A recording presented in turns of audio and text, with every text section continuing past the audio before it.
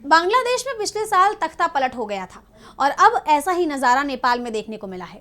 PM KP Sharma Oli के इस्तीफे के बाद देश में तख्ता पलट हो गया। चर्चा है कि इस्तीफे के बाद केपी शर्मा ओली देश छोड़ चुके हैं और इस वक्त देश की कमान सेना ने संभाल ली है और अब नेपाल में शांति की कोशिश तेज हो गई है। इस बीच सवाल उठ रहा है कि नेपाल में अंतरिम सरकार का गठन कैसे होगा।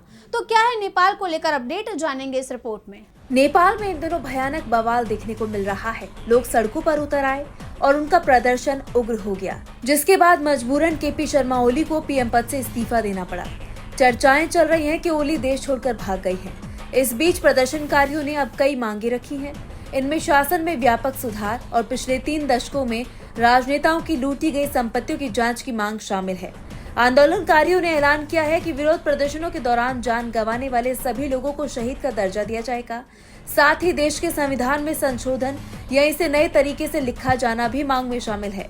बीते दिन प्रदर्शनकारियों ने संसद, राष्ट्रपति और प्रधानमंत्री आवास के साथ सुप्रीम कोर्ट में भी आगजनी की, जिसके बाद हालात संभालने के लिए Nepal army chief general Ashok Raj खुद मैदान में उतर आए। उन्होंने आंदोलनकारियों को सेना मुख्यालय बुलाकर बातचीत की और उनकी मांगों को सुना। इसके साथ ही उन्होंने राष्ट्र को संबोधित करते हुए जनता से शांति का आह्वान किया। अब काठमांडू एयरपोर्ट और सरकार के मुख्य सचिवालय, सिंह दरबार जैसे अहम ठिकानों पर सेना का नियंत्रण है। देश की सीमाएं पूरी तरह से बंद कर दी गई हैं। जरूरी सेवा से जुड़ी गाड़ियों को ही छूट दी गई है। सेना ने चेतावनी दी है कि प्रदर्शन, तोड़फोड़, लूट, आगजनी या किसी भी व्यक्ति और संपत्ति पर हमला अब दंडनीय अपराध माना जाएगा और इसमें शामिल लोगों के खिलाफ सख्त कार्रवाई की जाएगी।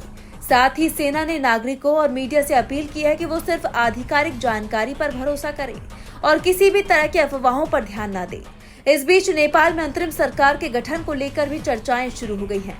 सवाल ये उठ रहे हैं कि क्या सेना ही देश चलाएगी, क्योंकि नेपाल में बांग्लादेश की तरह अंतरिम सरकार के गठन की प्रक्रिया शुरू नहीं की गई है।